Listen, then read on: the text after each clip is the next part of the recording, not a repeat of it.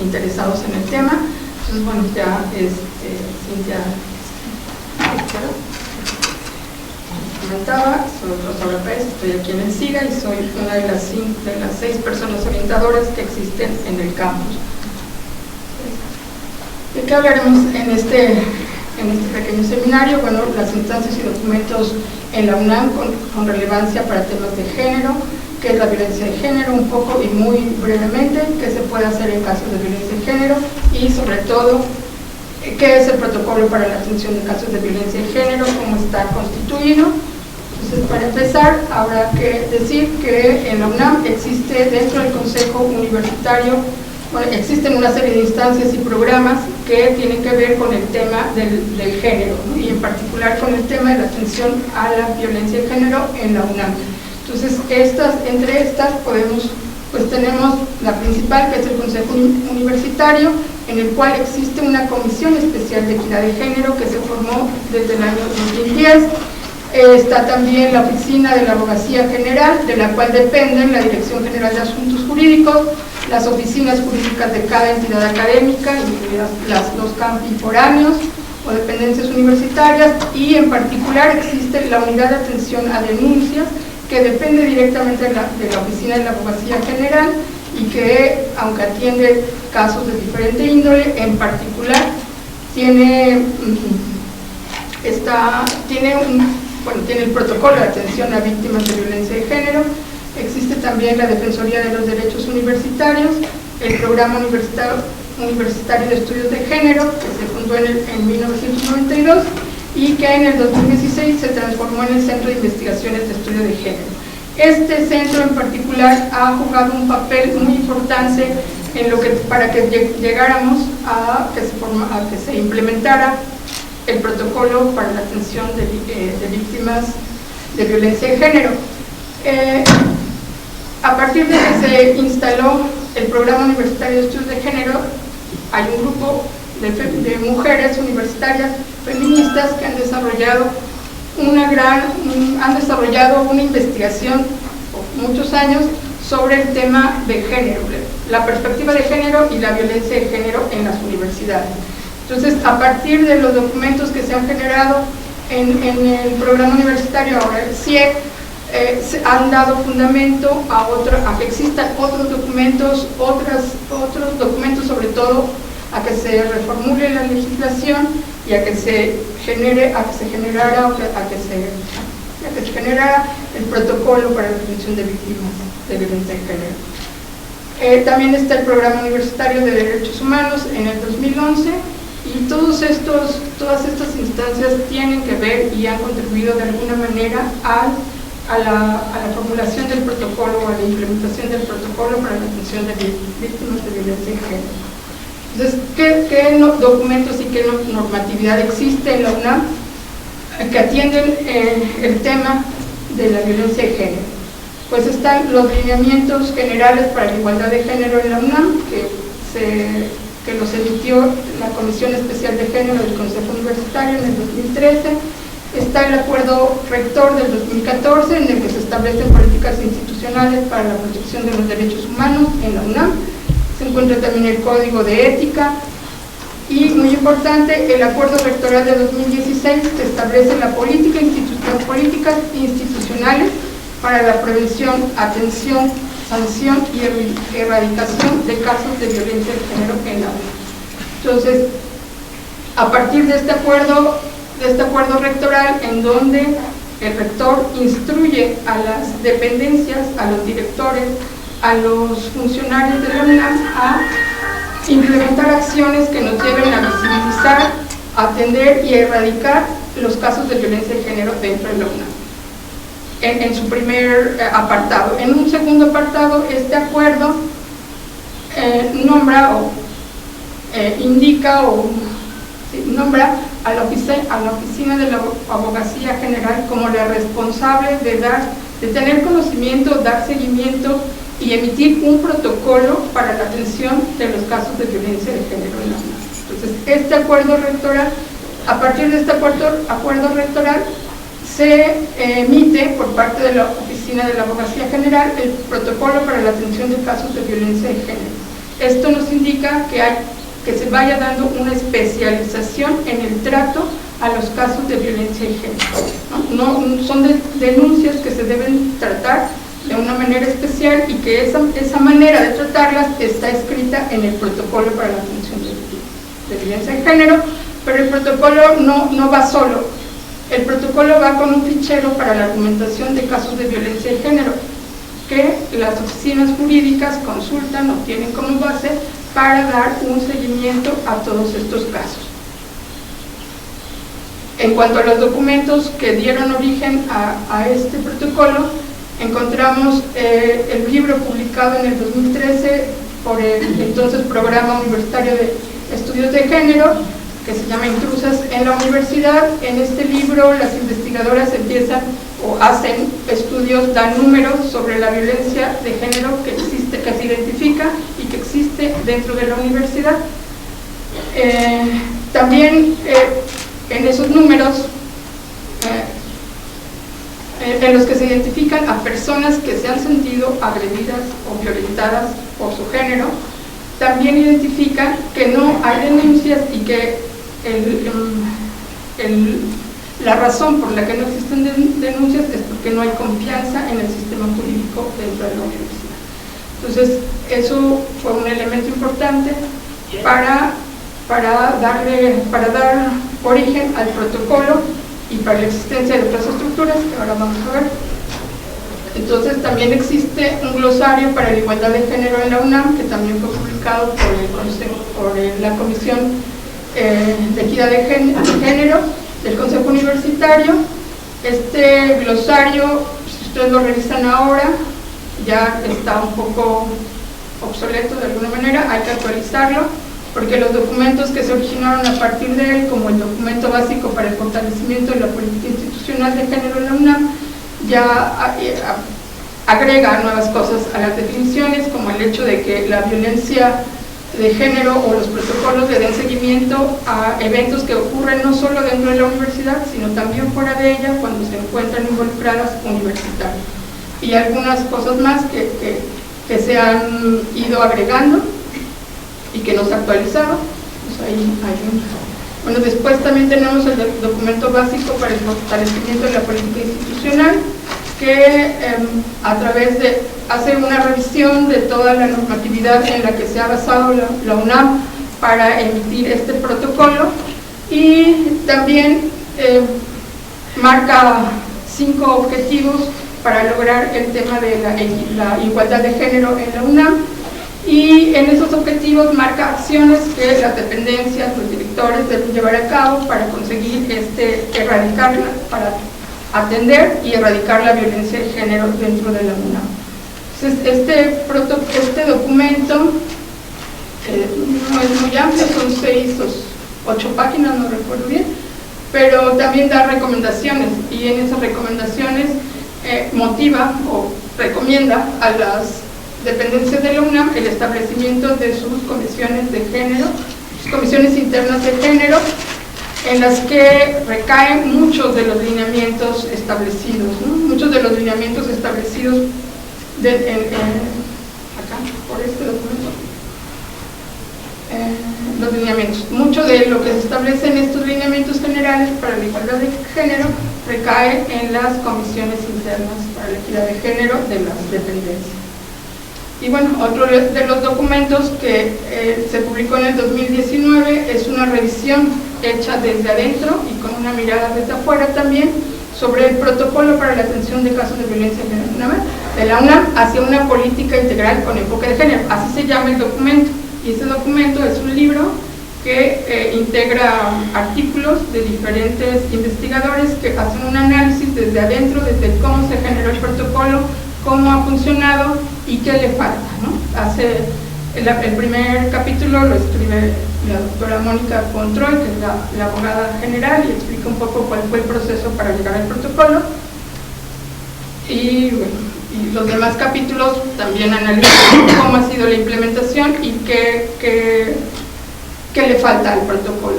Es importante mencionar que lo que se establece en el protocolo, en los lineamientos y demás, se basan no se los inventó la UNAM, ¿no? De alguna manera, sino se basan en la Ley General para el Acceso de las Mujeres a una Vida Libre de Violencia, que se publicó en el 2017 y que en el 2018 tiene la última reforma. La otra es la Ley General para la Igualdad entre Hombres y Mujeres, y en una serie de tesis jurisprudenciales y habladas del Poder Judicial de la Federación y de la Suprema Corte de Justicia de la Nación. Entonces, en todo esto se basa y contempla el protocolo para la atención a la violencia de género en la UNAM. Entonces, también es importante señalarles que en esta página, igualdaddegénero.unam.mx, pueden encontrar todo lo que se refiere al tema de la atención, en particular de la atención a las víctimas de violencia de género, en donde vienen las diferentes versiones del protocolo, también vienen los diferentes instrumentos que se utilizan, sobre todo, y muy importante, si ustedes quieren saber cómo ha funcionado el protocolo desde que se implementó. El protocolo se implementó en agosto de 2016 a partir de la adhesión de la UNAM al programa HIP4SHE de ONU Mujeres. Entonces, a partir de ese momento y al 2017 se empezaron a generar informes anuales sobre la implementación del protocolo en la UNAM. Entonces, bueno, si requieren ver más a detalle esa información, ahí está contenida todo. Y un poco para entrar más al protocolo, que es el tema de qué es la violencia de género.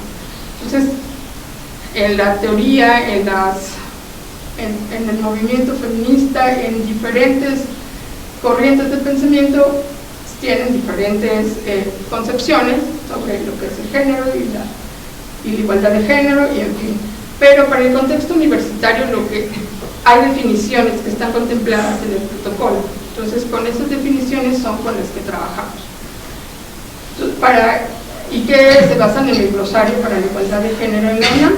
Entonces, violencia de género, según este glosario, es cualquier acción u omisión contra un integrante de la comunidad universitaria derivada de su condición de género, orientación y o preferencia sexual que resulte en daño o sufrimiento psicológico, físico, patrimonial, económico, sexual o la muerte que se cometa en instalaciones universitarias. Lo que les decía, el protocolo no contempla solo que se cometan en instalaciones universitarias, sino fuera de ellas, pero que estén involucrados universitarios, o sea, un académico, entre estudiantes, en las fiestas, en las salidas de campo, en cualquier actividad que se dé fuera de la UNAM, pero que estén participando académicos, digo, universitarios, porque pueden ser estudiantes, pueden ser académicos o puede ser personal de base. Entonces, como lo menciona la definición, existen o se reconocen a partir de la ley de acceso, la Ley General de Acceso a una vida libre de violencia, acceso de las mujeres a una vida libre de violencia. A partir de esa ley se definen 5 tipos de violencia de género: la física, la sexual, la psicológica, la económica y la patrimonial. Entonces, todas ellas tienen que ver con un tipo de daño infligido a la persona que considera que ha recibido o que ha sido violentada. El protocolo maneja un violentómetro en el que podemos identificar diferentes tipos de violencia de las que tenemos aquí mencionadas, y que pueden empezar desde una broma hiriente, ¿no?, un chantaje, mentir y engañar, que podrían ser tipos de violencia psicológica, el ignorar a alguien, la ley del hielo, también es psicológica, celar, culpabilizar, descalificar, ridiculizar, pero que pueden ir aumentando. Ese es el principio. Entonces dice, hay que ten cuidado, la violencia aumentará, ¿no? Y en este aumento, ¿no?, llegamos hasta destruir artículos personales, por ejemplo, que es violencia patrimonial. Llegamos a empujar, jalonear, pellizcar, que es violencia física, a golpear jugando, también es violencia física. También tenemos, bueno, ya propiamente un abuso, puede ser un abuso sexual, en el caso de violencia sexual, a llegar a una violación, a una mutilación o a una... Entonces, este es lo que nosotros utilizamos para poder identificar la violencia. Y bueno, ¿qué puedo hacer en casos de violencia de género? Cuando siento que he sido o que he estado sometida o que estoy siendo víctima de violencia de género, lo que puedo hacer, si no estoy segura, necesito identificarlo, pedir información, acercarse a las personas orientadoras. En un momento explicaré un poco más ampliamente. La otra es pedir, si es una situación de crisis tal vez, entonces hay que pedir ayuda psicológica. En la unidad para la atención de denuncias hay personal capacitado para dar contención psicológica y están también las abogadas. Y la otra es presentar una queja. Yo puedo, no es como un paso, no son pasos consecutivos. Si yo tengo duda, tal vez deba pedir información a una persona orientadora. Si ya estoy segura de que lo que estoy viviendo es un tipo de violencia de género, entonces voy directamente con la abogada a presentar una queja, ¿no? Si no tengo que definir nada más, o si ya estoy muy segura, y incluso aunque no lo esté, también pueden ir, pero si quieren solamente hablar, saber cómo es un protocolo, saber los tipos de violencia, pueden pedir información con las personas orientadoras. Entonces, dentro de la UNAM pueden ser personas orientadoras académicas, también administrativas, hay alumnos formados como personas orientadoras, está la unidad de atención a denuncias y están los jefes y las jefas de oficina jurídica para poder presentar directamente una queja. Entonces hablábamos de que hay dos instancias a las que nos podemos dirigir para presentar una queja, y aquí podemos hacer una diferencia entre dirigirnos a la UNAC, que es la Unidad de Atención a Denuncias, que es un órgano que depende directamente de la Oficina de la Abogacía General, a diferencia de la Defensoría de los Derechos Universitarios, que es un órgano universitario independiente e imparcial y que recibe cualquier denuncia siempre y cuando se considere que se han vulnerado los derechos de los universitarios. Bueno, aquí vamos que en la UNAC todas las personas integrantes de la comunidad universitaria pueden presentar una queja. Esto incluye alumnos, personal de base, administrativos de confianza y personal académico. En el caso de la Defensoría de los Derechos Universitarios, solo alumnos y académicos pueden ir a presentar una queja. Solamente ellos son los que están considerados en la legislación universitaria. Bueno, ¿qué tipos de problemas atiende? Pues en la UNAC cualquier conducta contraria a la legislación universitaria, y en la Defensoría de los Derechos Universitarios, violaciones de derechos universitarios establecidos en la legislación universitaria. Pero la UNAC sí tiene un protocolo para la atención especializada de los casos de violencia de género, a diferencia de la Defensoría de los Derechos Universitarios. Ustedes sí pueden ir a presentar una queja ahí.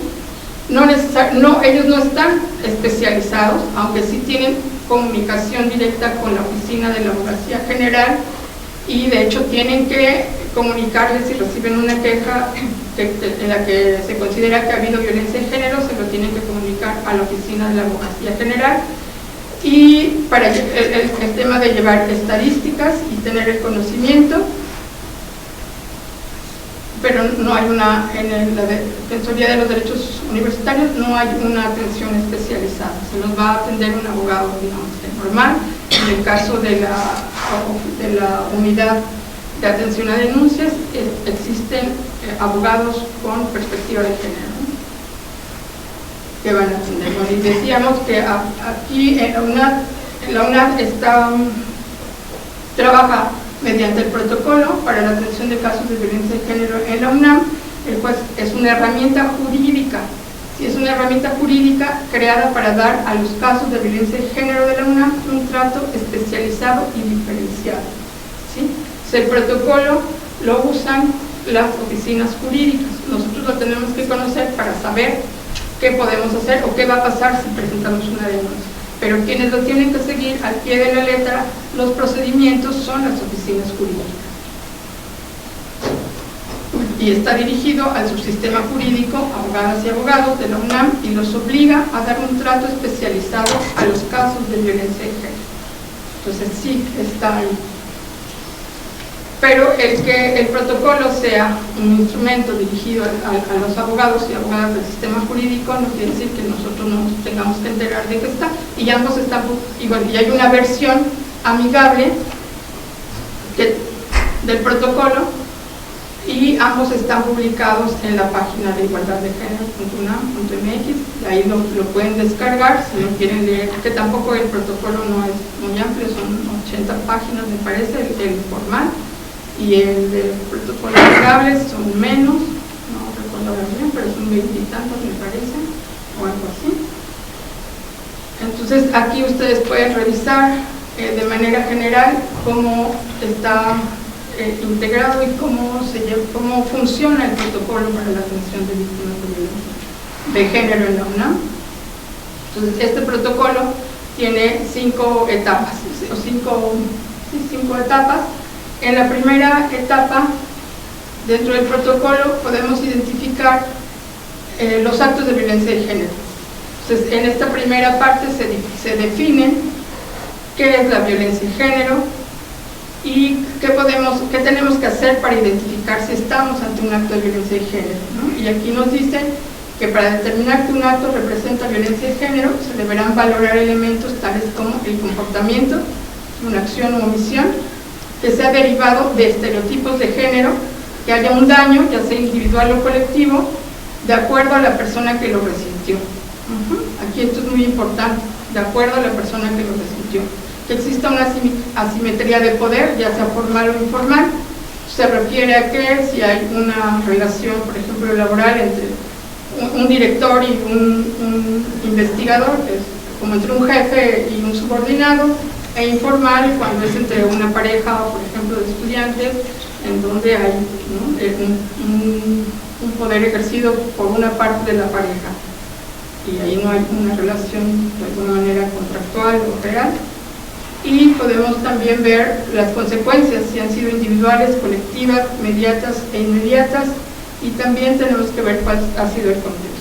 Todo esto es lo que hace la oficina de los jurídicos, ¿no? Esto es lo que los jurídicos, bueno, esto es lo que nosotros leemos, pero esto es la manera en la que los jurídicos tienen que poder identificar si existe o no un acto de violencia de género. Bueno, es muy importante, habla de que exista, que debemos identificar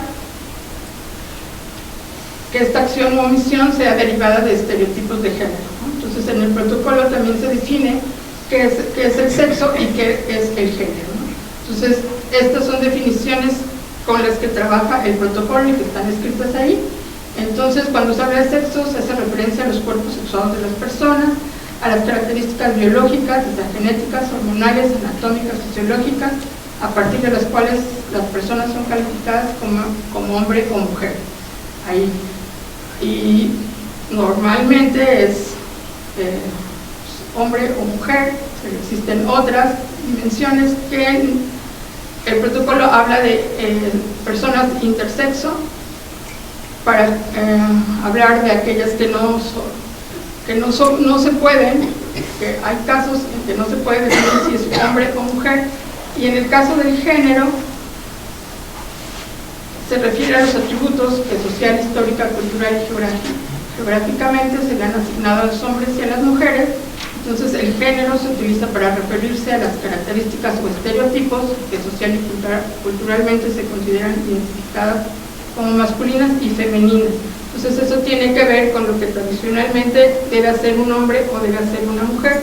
Entonces lo femenino es cuidar, y lo masculino es proveer, y lo femenino es ser débil, sumisa, ¿no? Y lo masculino es ser fuerte, ser más racional, en fin. Entonces con eso tiene que ver el género. Entonces si identificamos que en un acto de violencia tiene que ver con este ejercicio del poder a partir de asumir que lo masculino está por encima de lo femenino, entonces nos permite saber si ha habido un acto de violencia de género, ¿sí?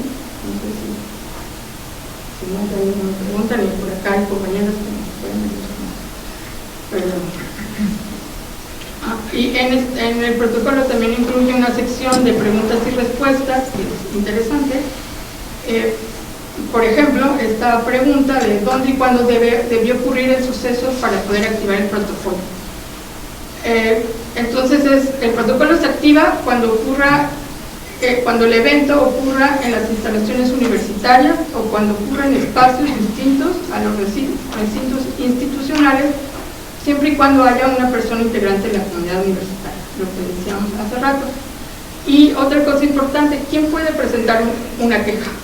Pues la puede presentar las personas que se consideran que han sido víctimas de un acto de violencia de género o terceras personas que tengan conocimiento directo de un acto de violencia de género. ¿Sí? No solamente la persona que ha recibido la agresión o la posible agresión, sino también alguien que tenga conocimiento de ella.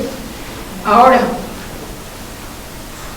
bueno, el protocolo establece que no habrá plazos para la presentación de la queja. Anteriormente era 1 año lo que tenía de plazo. Si yo siento que fui agredida o fui violentada por mi género, tenía 1 año para poder presentar una queja. Después de ese tiempo ya no procedía, ya había pasado el tiempo y ya no procedía. En la modificación que se hizo el protocolo en marzo del 2019, ya queda sentado que no hay plazos para la presentación de la queja, pero sí se exhorta a que sea lo más rápido posible la presentación de esa queja, ¿no? Se entiende que cuando alguien es víctima de este tipo de violencias es una situación difícil y toma tiempo tomar esa decisión, y muchas veces nos toma tiempo identificar también que hemos sido víctimas de violencia de género. Entonces, tomando esto en consideración, no hay un plazo para la presentación de quejas.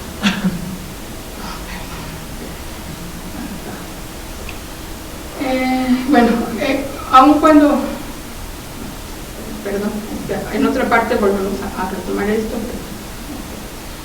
Entonces, en el apartado 2 del protocolo se establece qué principios rigen la atención de los casos de violencia de género. Son 4 principios los que rigen el protocolo. El primero es la debida diligencia, que tiene que ver con la prevención razonable de actos de violencia de género, con la investigación exhaustiva de los eventos y con establecer sanciones proporcionales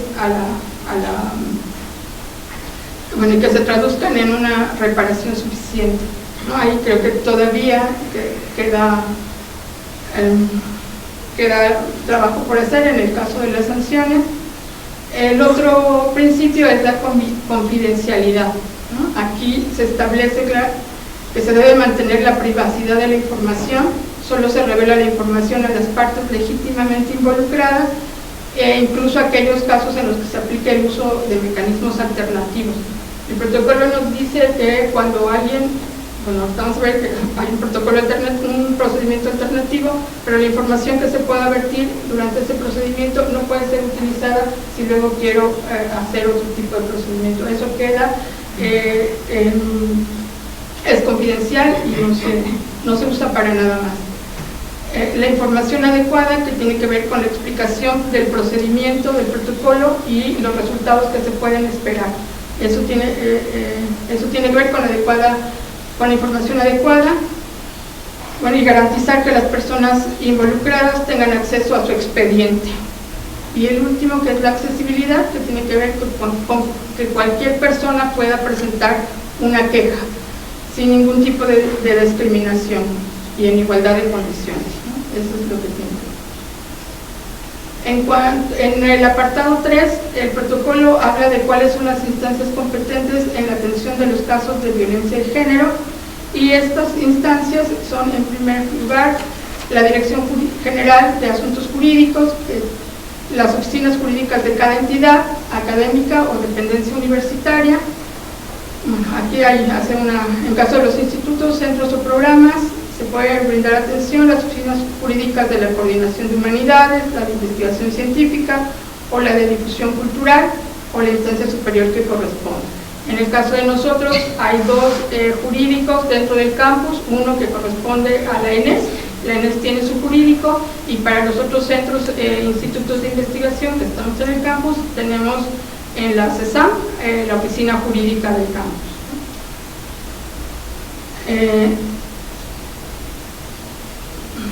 a la unidad de apoyo jurídico en áreas comunes. Esto aplica para Ciudad Universitaria y particularmente la unidad para la atención de denuncias dentro de la UNAM, que es la UNAM. Y cabe mencionar que ahora ya tenemos en el campus una unidad, dos personas de la UNAM que van a estar atendiendo los casos en el campus, aunque también tienen su cargo Juriquilla y León. Entonces están en la ENES, ya más adelante les doy sus datos, pero ya hay uno, antes solo estaba en la Ciudad de México la UNAM. Bueno, ¿qué tienen que hacer las personas que reciben las quejas o cuáles son sus funciones? Pues brindar atención y apoyo psicológico a las personas que consideren haber sido víctimas de violencia de género, brindar un acompañamiento. Este acompañamiento incluso se hace hasta 6 meses después de la conclusión del procedimiento. El acompañamiento se da durante todo el proceso e incluso 6 meses después. Y bueno, por supuesto, registrar todas las quejas y procedimientos realizados por cuestiones de posibles actos constitutivos de violencia de género, que al final todas estas estadísticas van a la Comisión de Equidad de Género del Consejo Universitario, quien es quien lleva todas las estadísticas de toda la UNAM y están siendo publicadas en una página donde están todas las cifras, ¿verdad? Llevando estas estadísticas. ¿Quiénes más están involucrados en el tema de la atención a casos de violencia de género? Existe la figura de las personas orientadoras en contra de la violencia, que es mi caso. Estas personas somos integrantes de la comunidad universitaria y estamos trabajando voluntariamente, y nuestro trabajo es dar información sobre violencia de género a cualquier persona interesada. No necesariamente tiene que ser alguien que ha sido o ha recibido o que siente que ha sido víctima de violencia de género, sino cualquier persona que quiera saber un poco más sobre el protocolo, un poco más sobre los temas de violencia. Entonces esa es nuestra tarea. Y bueno, explicar por supuesto el protocolo, en qué consiste y qué hacer en caso de haber sufrido de violencia de género.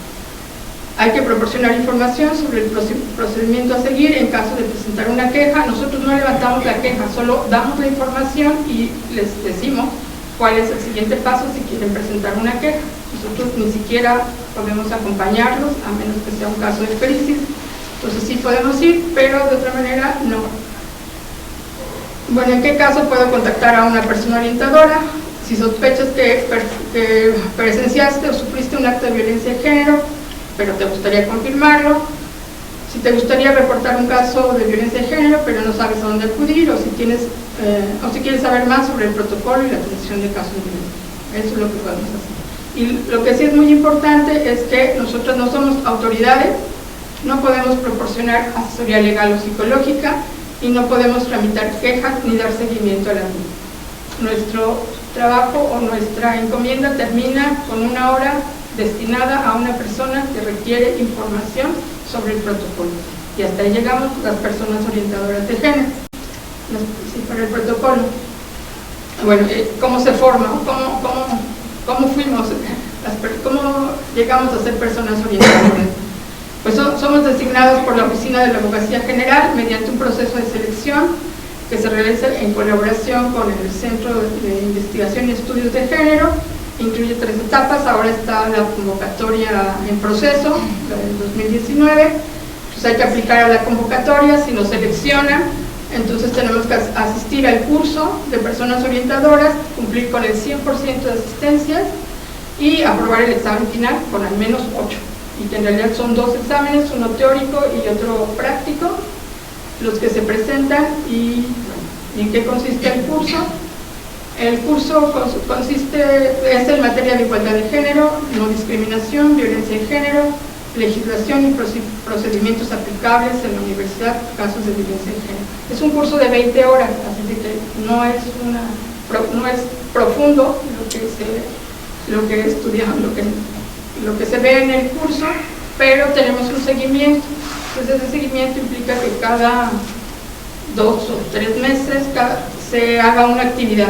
En los campus en los foráneos era un problema, teníamos que estar de manera por videoconferencia en las reuniones que se hacían de seguimiento con la Oficina de la Abogacía General, no fue muy buena la experiencia, entonces lo que se hizo es mandar lecturas y hacer un control de esas lecturas que nos envían. Entonces la manera en la que hemos tenido seguimiento las personas orientadoras, ¿sí? Nos seguimos de alguna manera formando en el tema, teniendo un poco más de conocimientos, porque si se dan cuenta, pues quienes estamos ahí no somos o no tenemos experiencia en el tema de género, no hemos sido formados en ese tema, pero el curso pues, nos da las bases para seguir trabajando en este tema, ¿no? Bueno, ya en el apartado 4 se establece el procedimiento de atención en casos de violencia de género y nos dice que hay 2 etapas. La primera, que ya comentamos, que es el primer contacto u orientación. La segunda etapa, que es ya la presentación formal de la queja e inicio del procedimiento, ya sea un procedimiento formal o alternativo. Y la tercera etapa, que es el seguimiento de la resolución determinada y acuerdos derivados de un procedimiento alternativo, ¿no? Si fue un procedimiento alternativo. Entonces, en esta primera etapa, como ya les decía, es básicamente la orientación.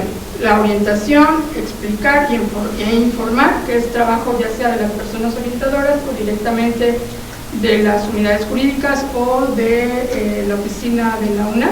Ahí ustedes pueden hacer pueden tener ese primer contacto en cualquiera de las 3 formas, ¿no? Con las personas orientadoras, directamente con la UNAM o con sus oficinas jurídicas.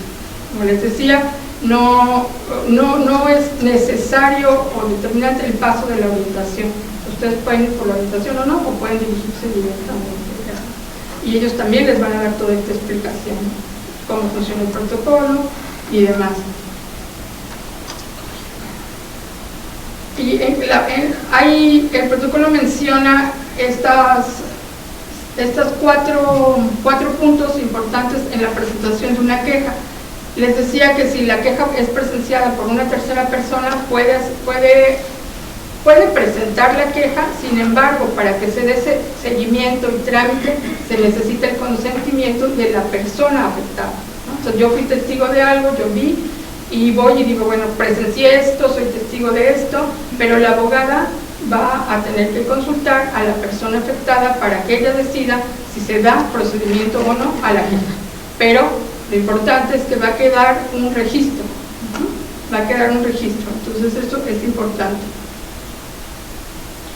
Ahí también puede darse el caso que si las denuncias por terceros no afectan a una sola persona, sino a la comunidad universitaria, pues en este caso el procedimiento se sigue el procedimiento, y les comento que el primer año que se implementó el protocolo hubo un procedimiento alternativo por una queja, la porra de la Facultad de Ingeniería, que era misógina totalmente. Entonces hubo un procedimiento alternativo y se cambió la porra. Entonces fue el primer, y fue una denuncia que una persona se sintió agredida, pero en realidad agredía a miembros de la comunidad, ¿no? Entonces, si no se conoce la identidad de la persona posible agresora, igual se da seguimiento a la queja y se procuran acciones para evitar que se vuelva a repetir. Entonces, sí se da seguimiento, aun cuando no esté identificado el presunto agresor. Y muy importante, si la queja es presentada por un menor de edad, se tiene que dar aviso a sus padres o tutores que el menor elija, y quien hace y levanta esa queja hace una entrevista, y existen directrices para esta entrevista de levantar la queja. Eso lo hace la abogada y se tiene que apegar a un protocolo también que existe para levantar esa queja, procurando no revictimizar y siguiendo toda una serie de pasos que le corresponden ya a la oficina jurídica. Entonces, les decía, a grandes rasgos hay 2 tipos de procedimiento. Cuando uno levanta una queja, es el procedimiento formal, en el cual primero se tiene que identificar a la persona presunta agresora, saber a qué dependencia pertenece, cuál es su adscripción, y que los hechos señalados constituyan probables actos de violencia de género, y en caso de que esto suceda fuera del campi universitario, que derive de un vínculo universitario. Lo que les decía, si ocurrió dentro de Ciudad Universitaria, de las instalaciones universitarias, o si ocurrió fuera, caso de que haya ocurrido fuera, deben estar universitarios involucrados. Bueno, el tipo de procedimiento formal se definirá según la adscripción de la persona presunta infractora, según la adscripción que esta persona tenga en la universidad. ¿A qué me refiero? A que puede ser un alumno y entonces se aplica un procedimiento disciplinario que está establecido en el Estatuto General de la UNAM y en el reglamento del Tribunal Universitario y de la Comisión de Honor. Entonces, esto va a pasar si el presunto agresor es un alumno o alumna, si es personal académico o de base que está sindicalizado, entonces es un procedimiento de investigación administrativa y está establecido en el contrato colectivo de la PAUNAM y en el contrato colectivo del estudiante. Entonces, y si la posible persona agresora es personal de confianza, el procedimiento aplicable se llama aviso de sanción y está establecido en la Ley Federal del Trabajo. Entonces, este procedimiento formal depende de quién es la presunta persona agresora identificada. Si es un alumno, si es un académico, si es personal de base, si es personal de confianza. Para cada una de esas adscripciones hay lineamientos que seguir y que están establecidos en estos documentos. En cuanto al procedimiento alternativo, este está basado en principios de justicia restaurativa. Únicamente la UNAM, si ustedes acuden a la Defensoría de los Derechos Universitarios, no hay una estructura que pueda dar o llevar a cabo un procedimiento formal, un procedimiento alternativo, perdón. Entonces, solamente en la unidad de atención a denuncias existe una oficina, un departamento que puede dar seguimiento o que puede poner en marcha un procedimiento alternativo. Y esto se pone, bueno, cuando se cumplen las condiciones que establece el protocolo, que ahorita las vamos a ver, cuando la persona afectada opte por llevarlo a cabo y la persona a quien se imputa el acto accede. Yo me siento agredida, creo que puedo hacerlo por un procedimiento alternativo, porque creo que, bueno, vamos a ver por qué, pero la persona a la que yo estoy acusando debe aceptar, reconocer y aceptar, para poder llevar a cabo un procedimiento alternativo. De otra manera, no se da. ¿Y en qué puede resultar? En un acuerdo entre las partes, a partir de sus propias propuestas, que establezcan obligaciones de la segunda parte, es decir, el presunto acusado, con el fin de reparar el daño causado, que puede ser una disculpa pública o directa, su compromiso sobre todo por la no repetición y las condiciones para que ésta sea efectiva, por ejemplo, asistir a un curso de sensibilización. Eso es lo que podemos esperar de un procedimiento alternativo. Decíamos que el procedimiento alternativo requiere ciertos requisitos y hay una serie de situaciones en las cuales no se puede realizar este procedimiento. Por ejemplo, si existió violencia física en este evento que estamos denunciando, si se trató de aproximaciones sexuales con menores de edad, si se han repetido las acusaciones que se hacen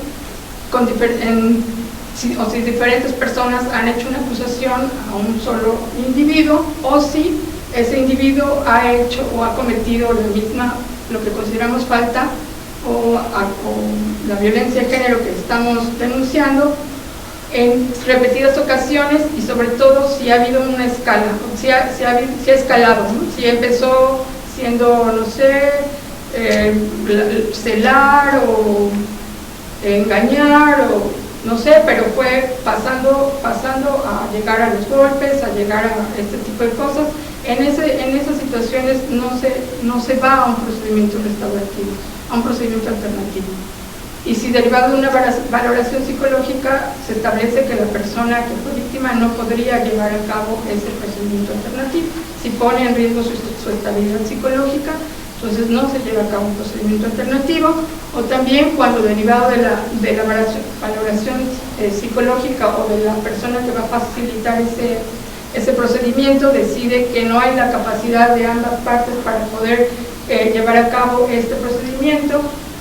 Les comento esto porque en este procedimiento en algún momento hay que no enfrentar, porque puede que haya un acercamiento directo, pero también puede ser que sea a través de un video, de unas cartas o demás, pero si no hay estas capacidades para poder hacerlo, no se recomienda el procedimiento alternativo. Entonces, antes de que esto ocurra, antes de que el procedimiento alternativo se dé, hay una serie de valoraciones que hacen las personas facilitadoras y las psicólogas involucradas. Entonces, no es nada más yo decidí que quiero y ya se va a hacer, sino hay que valorarlo.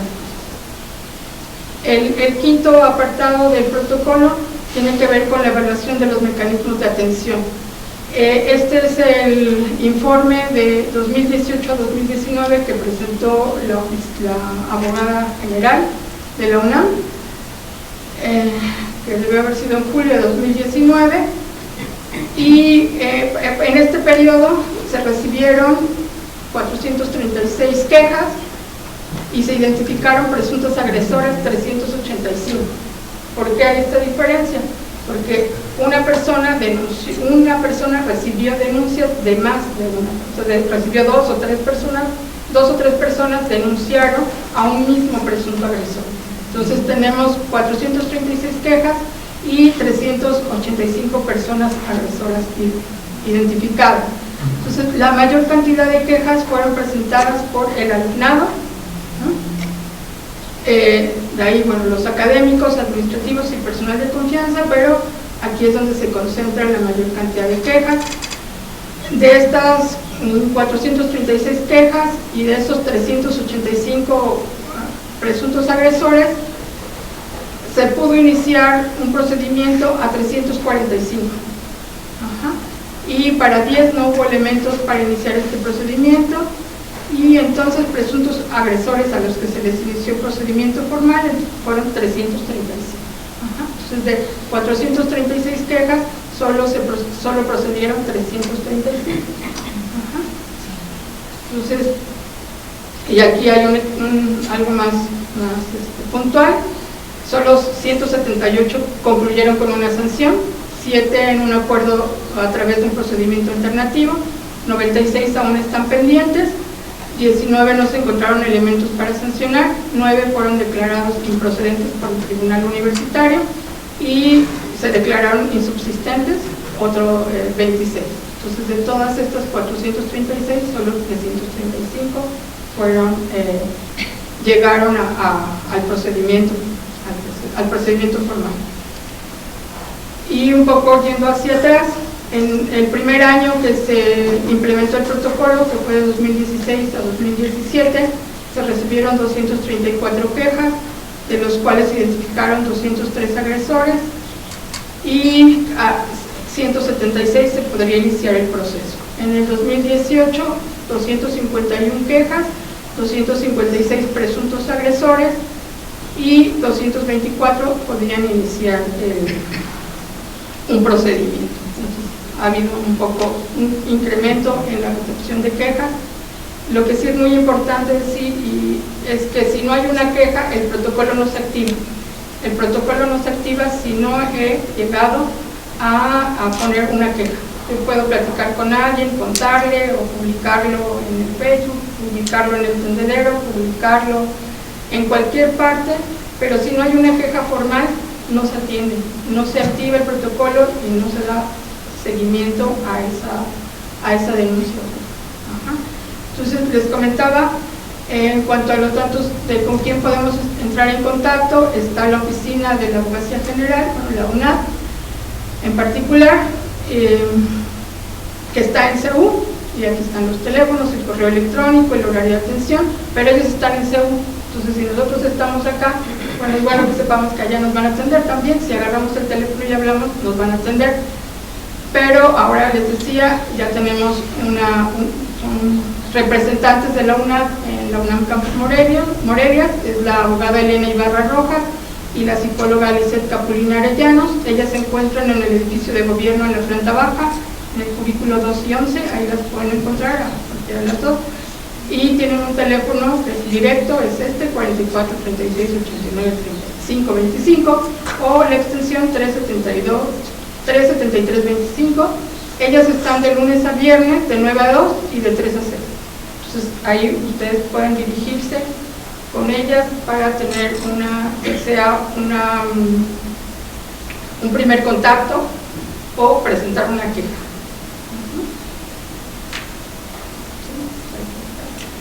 Y dentro ellas atienden tanto quejas o denuncias de la ENES como de los demás centros e institutos de investigación que están en el campus, y particularmente para el campus existimos 6 personas orientadoras.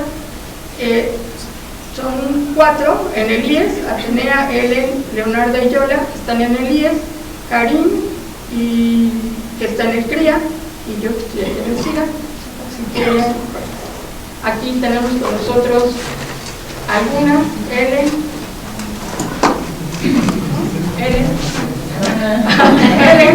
Karim, Leonarda, que está por acá.